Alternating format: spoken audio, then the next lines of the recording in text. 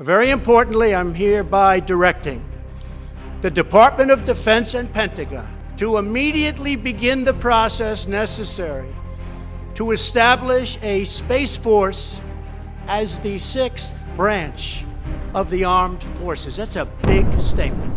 What if I told you that Star Trek, Stargate, SG-1, and all the spin-offs, the movies, and the other television shows were not just science fiction?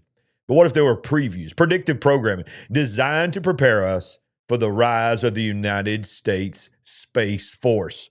On today's show, we're going to connect the dots from Hollywood to the CIA to artificial intelligence and to my home state, Huntsville, Alabama, and the big move from Colorado. We'll show you why there's more to this story than what you've been told. We're going to go deep on this one, y'all. It's going to be wild. You're watching The Big Picture. Now, the first thing we need to talk about is the logos, okay? The logos of all of these are crazy. That's what sort of sent me on this deep dive and really started trying to investigate this. I asked my wife, I said, did you notice when it first came out in the first administration of Donald Trump, when he announced the formation of the Space Force? When it comes to defending America, it is not enough to merely have an American presence in space. We must have American dominance in space. Very importantly, I'm hereby directing the Department of Defense and Pentagon to immediately begin the process necessary to establish a Space Force as the sixth branch of the armed forces. That's a big statement.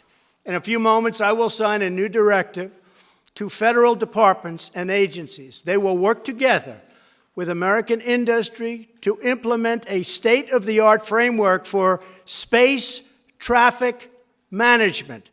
When he announced the formation of the Space Force, it was a mockery. I believe Netflix even made a show called Space Force to mock Donald Trump. But yet it was a very real part of our military. And we're finding out more and more, apparently, very, very, very essential and important part and branch of our military. But let's talk about the logos. Now, first of all, the Space Force logo insignia, it looks almost identical, as you can see, to Star Trek Starfleet command emblem. Okay? It really does. You've got the Delta arrowhead. You've got the orbital ring. You've got the background stars. It's eerily similar. Now, when you add in the Stargate SG-1 logo, you see the chevrons that's been used by the space industry and the part of our government, NASA, for so long. But you see that pattern, the chevrons. The arrowhead delta is what it's known as. And it's locking into a circular ring to open what is a wormhole. Okay, a door to another dimension, a portal, if you will. The same geometric language across all of the logos. They are extremely similar. Well, ladies and gentlemen, I think we all know in the big picture, this is not a coincidence. This is what is known as predictive programming. These symbols were seeded into culture so that they would show up in reality, in our timeline, in our world, and the public would be able to accept it. That is what started me on this deep dive. The logos. When I saw the logos, I was like, wait a minute. That looks just like Star Trek. In fact, it was so similar that I thought there would be some kind of copyright infringement. We're going to get into that. But before we go into that a little bit further, I think it's important for us also to think about Star Trek in itself. Now, full disclosure, I am not a Trekkie. I am not a big Trekkie like some of you may be. As in your life, you may have gone to the conventions, into the Trekkie conventions and all that. I watched a little bit of Star Trek when I was a young guy growing up. By that time, I was in reruns. And it's really shocking how few of the shows, the original shows, actually were made. And they were just in reruns for years. But, of course, they spawned the movies. I saw the movies when I was being raised in the 80s, early 90s. And Sandy and I have seen the remakes of them because we're big movie buffs. But the original creator of Star Trek is Gene Roddenberry. And Gene Roddenberry is a very interesting man. And when you go down the deep dive of was Star Trek predictive programming, you have to go all the way back to Roddenberry, who was the TV writer. But he was more than just the TV writer. Let's talk a little bit about him real quick. Okay, first of all, he was a World War II bomber pilot, and then he later flew for Pan Am. Some of the younger folks don't even know what Pan Am is. Pan Am used to be the dominant airline. Of course, they went out of business. But then he became a speechwriter for the Los Angeles Police Department, and he was then plugged into, had a lot of access doors open to him to law enforcement and government networks. So he was tied to what was going on in the government. And of course, he was there working for the Los Angeles Police Department, right there where Hollywood is, connected to so many others. But the interesting thing about Roddenberry, the creator and the writer for the original Star Trek series, is in the 1970s, this is a proven fact, Roddenberry was also tied to a group known as the Nine. The Nine. Now, when you study the Nine, you will find that they were a group of people who claimed, listen, here we go, to channel extraterrestrial intelligences, okay? In other words, what the world would call aliens. Many believe that the CIA was also connected to the Nine, funded the Nine, and maybe even created the Nine. But they were certainly connected. The CIA has always been connected to occult experimentation. So you've got the creator of Star Trek living in Los Angeles, where Hollywood is, where Star Trek, of course, would be produced. He's connected to governmental institutions. He is former military. And now he's a part of a group called the Nine that believes that they could get downloads from extraterrestrial beings. So the question has to be asked, is there really direct relations between the logos and all the things that we saw in Star Trek? All the episodes that were there? Are they trying to tell us something? Maybe we should go back. Maybe I should become a Trekkie and go back and watch some of these things that Captain Kirk and Spock endured during their travels from going places that no man had ever gone before. Was Roddenberry dreaming up stories, or was he preparing the public for something that was already in works? Well, I think we probably know the answer to that. Meanwhile, the U.S. government was running a project called Project Stargate. Project Stargate. This was, and absolutely is a fact, it's proven fact that the CIA and the DIA had a program called Project Stargate that focused on psychic warfare, remote viewing, and extrasensory perception, and even mind experiences. Project Stargate. Then we have a show that rises to fame called Stargate SG-1. So the government had an actual taxpayer-funded project called Project Stargate that was teaching people how to go into other dimensions. Time travel, if you will, is what they said, whether you believe in that or not. Astral project. And then we have Hollywood coming along with a show called Stargate SG-1, which of course the show was about the Air Force that had developed this technology that they could secretly travel through portals to other worlds. Interesting, right? Just coincidence. Same name, same military framework, and the same name. Ladies and gentlemen, that's predictive programming. That is aligning fiction with classified projects, which is a pattern of our government. Do you see where all this is going? I'm telling you, I think we've already answered the question, is Star Trek and Stargate SG-1, were they predictive programming to get us ready for what they knew was not just coming? It's new to us, but Space Force has been around for a long time, long before Donald Trump. Then you go a little further down the rabbit hole, and you understand that in the second and the current Donald Trump administration, one of the first things that he does in this administration is have a press conference with 3 major billionaires to announce an AI mega facility, wait for it, named Stargate. President Trump's first full day back in office included a major announcement about artificial intelligence. The $500 billion project is being called Stargate. SoftBank, OpenAI, and Oracle will build data centers to power the next advancements in AI. Texas will serve as a launch point, with the first of the data centers being built in Abilene. Oracle Chairman Larry Ellison says they'll expand to 20 centers beyond Abilene. You can't make this up. It's like, come on. Did you not think that anybody would put the two and two together? Come on. One of the largest artificial intelligence structures on the planet is called Stargate. They could have named it Nexus. They could have named it Titan or Infinity, but they called it Stargate.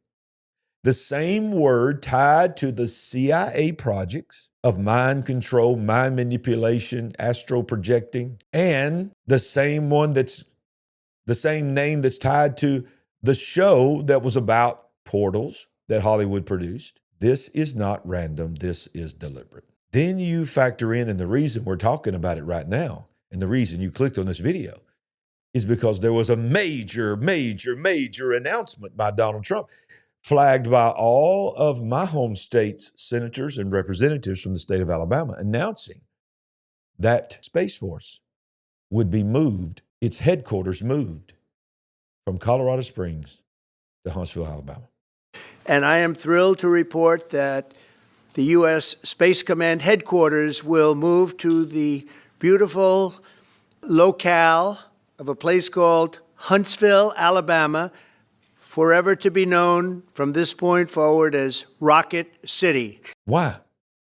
Why now? Why was the headquarters moved from Colorado to Huntsville, Alabama? Why Huntsville? Well, Huntsville is known around here and now becoming known around the world, but it's always been known around here as Rocket City. It is where Wernher von Braun lived and brought several of his former Nazi friends, Project Paperclip, and built the rockets that took us, air quote, to the moon, if you believe we went to the moon. And now it is one of the major U.S. space hubs. I would say Huntsville, Houston, and of course the Orlando area, Cape Canaveral. But just look what's already in Huntsville. You have the NASA Marshall Space Flight Center Propulsion and Exploration Systems headquarters, Redstone Arsenal, very well known in the state of Alabama and nationally, Army Material Command, Army Aviation and Missile Command, Army Space and Missile Defense Command. We also have the FBI's newest headquarters campus.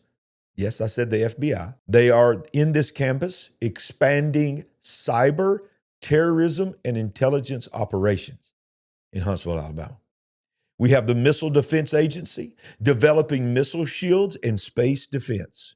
And was said by President Donald Trump, the Golden Dome, instead of the Iron Dome, the Golden Dome of protection will be developed in Huntsville, Alabama. Also in Huntsville, you have Jeff Bezos' company, Blue Origin, which is a rocket company. You have the Elon Musk-owned SpaceX, who has multiple DoD contracts and is supporting DoD launches. Northrop Grumman, Lockheed Martin, Boeing, Raytheon, Dynetics. Every major defense contractor. Huntsville is not just a city, it's a convergence zone. It is a place where government, military, aerospace, intelligence, and big tech are all gathered in one place. By the way, for us here in Alabama, we're excited, but at the same time, those that are awake like the Big Picture family makes us a little bit concerned because it makes Huntsville a massive target. So why move Space Force here? Because Huntsville is the perfect fusion of NASA, the Pentagon, intelligence agencies, and private contractors and corporations. It is the heart of America's future in space militarization. So did Space Force hijack the logo of Star Trek? Actually, no. When you go back and you really search, you'll find that the logo of Space Force and the chevron and the circle and the stars and all of that, NASA's been using that. And the Air Force has been using that insignia since the 1950s. We just didn't know about it. So let's put all this together. Star Trek gave us the Delta logo decades before Space Force in the public arena. Roddenberry had strange ties to the occult and intelligence groups. The CIA literally ran a project called Project Stargate. Then there was a TV program called Stargate. And now there is a real AI super facility called Stargate. And Space Force has now moved to Huntsville, Alabama, the single most powerful aerospace and intelligence hub now in America.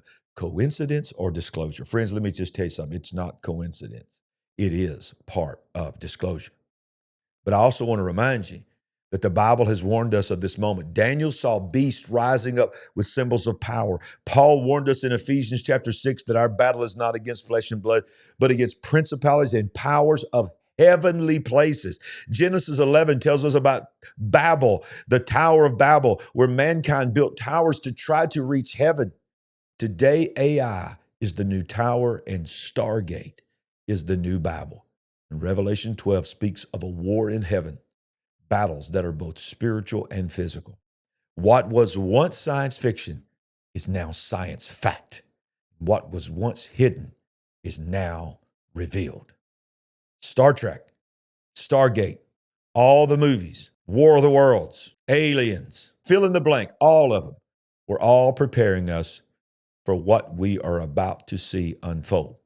But I want to remind you, the big picture is that everything is not what it seems, and everything is not what they're trying to program you to believe. There is a God, there is a devil, there is a spirit realm, and there is a physical realm. And you need to choose the right side. Choose Jesus Christ. He's the only way that's going to keep you safe from what is coming. Thank you for joining me on this short edition. Let me know in the comment section, what do you think? What about Star Trek? What about Stargate? Did they hijack the logo, or did our government hijack the logo?